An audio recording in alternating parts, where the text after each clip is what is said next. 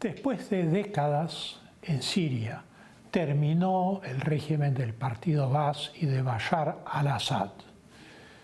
Damasco ha sido tomado por la organización hasta ahora terrorista Hayat Tahrir al-Sham, que es ex al-Nusra, que a su vez es ex al-Qaeda. Su líder, al-Jolani, tiene una recompensa internacional ofrecida por los Estados Unidos de $10 millones por su cabeza.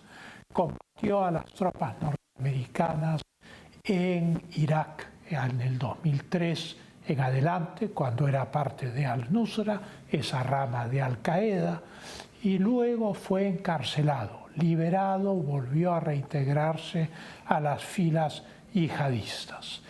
Esta organización, que ha tomado la capital de Siria, nombró el 10 de diciembre al jefe de gobierno transitorio, Mohammad al-Bashir, y tiene 3 meses hasta el 1 de marzo para reorganizar a Siria y probablemente crear un nuevo gobierno cuya naturaleza se desconoce, puesto que varios de los grupos que han integrado esta gran ofensiva contra Bashar al-Assad, su partido político y su Estado nacional, pues están peleados entre ellos y por lo tanto se ve difícil que logren consolidar un orden civil dentro de Siria. Todo el proceso, desde el inicio de la ofensiva hasta el establecimiento de este gobierno transitorio, ha durado exactamente 15 días. Celebrar elecciones generales en cualquier parte del mundo toma mucho más tiempo. Rusia no desplegó fuerzas de tierra, ni tampoco tropas, ni blindados, y lo que se sabe de fuentes de inteligencia europeas es que los rusos convencieron a Assad desde el principio que no valía la pena dar el combate contra los rebeldes. Siria estaba devastada por la guerra civil del 2011 al 2013, ya no tenía fuerza aérea, se han visto las filmaciones de la base aérea de Alepo, donde hay decenas de aviones de combate sirios canibalizados, cubiertos de polvo, inoperativos, helicópteros rotos, en fin, una verdadera catástrofe militar. No había resistencia posible. El ministro de Defensa de Siria, de Bashar al-Assad, ordenaba cada vez que había un enfrentamiento al ejército a retirarse y no a confrontar a los yihadistas. Esta posición rusa naturalmente implica que el asilo de Assad en Moscú con toda su familia fue una cosa coordinada desde el comienzo del avance de los rebeldes, al comprender inteligencia rusa y también inteligencia iraní que el régimen de Assad ya no podía resistir la ofensiva y que Rusia, comprometida en la guerra de Ucrania en grandes ofensivas militares, tampoco podía destinar recursos a la defensa del régimen sirio. Bashar al-Assad, dentro del arreglo con los rusos, viajó a Moscú a dejar a su familia y digamos que volvió a Damasco para cumplir con los últimos días del régimen y regresar a Rusia, donde se le concedió asilo. Hoy se sabe que el avión que se pensó que había sido derribado porque desapareció de los radares, en realidad hizo un vuelo muy corto de Damasco al aeropuerto de Yemeimin, que es un aeropuerto, una base aérea rusa en Siria, y de ahí partió en un avión ruso sin transponder a Moscú, por lo cual no emitió ninguna señal en el camino por razones de seguridad.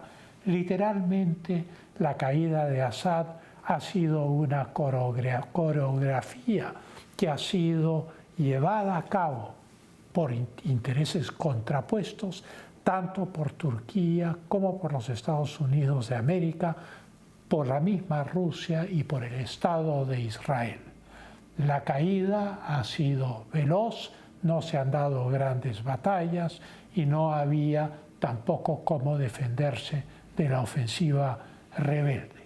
Al este o noreste están los kurdos, aliados de Estados Unidos. La aviación norteamericana atacaba al ejército sirio en el noreste para que los kurdos avancen, mientras que en Alepo la aviación rusa bombardeaba a los rebeldes yihadistas para demorar su avance sobre Damasco.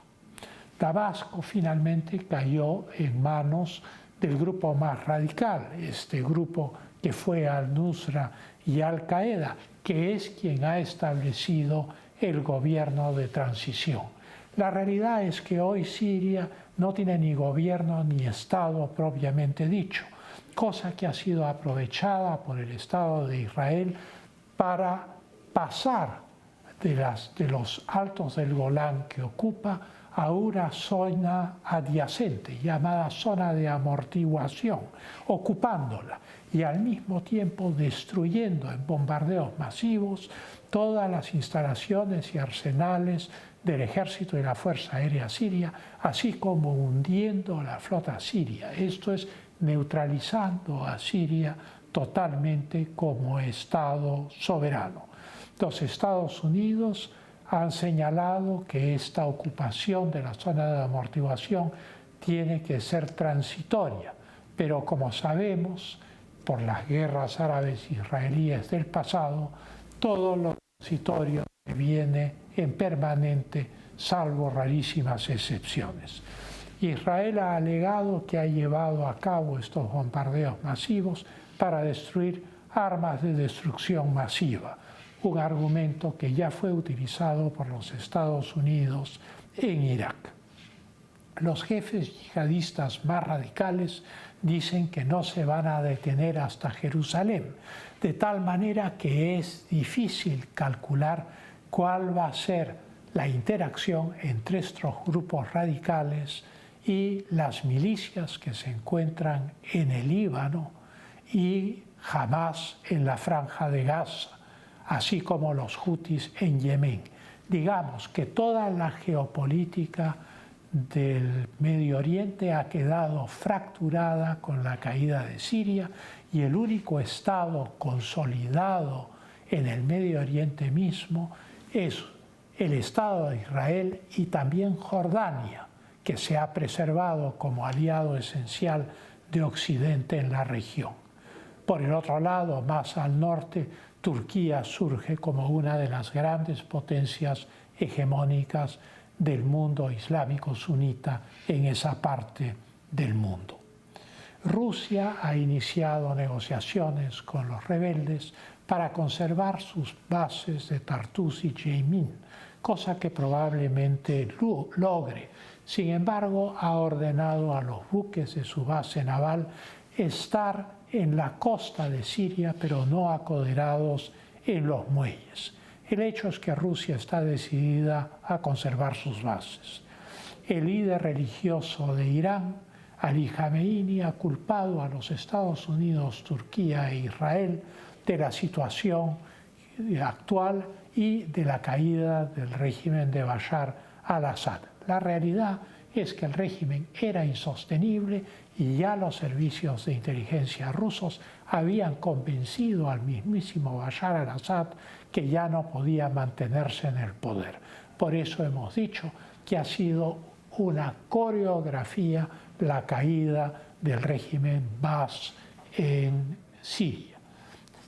Quedan enormes problemas en el futuro, 70% de sunitas, 13% de chiitas. Dentro de ese 13%, los alawitas, que es la religión de los Assad, que es la religión del ejército sirio en su mayoría, kurdos, drusos, armenios, asirios, cristianos ortodoxos, judíos, católicos, en fin, va a ser un universo muy difícil de gobernar el de Siria y probablemente pase lo de Irak, que es que quede como un Estado definitivamente debilitado y controlado en distintas regiones por la preponderancia de un grupo u otro.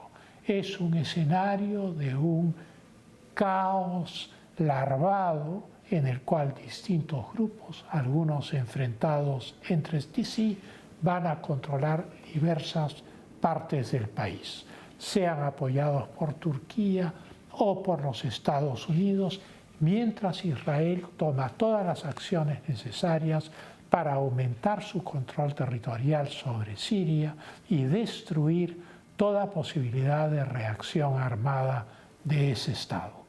Volvemos en un instante con el caso de Corea del Sur.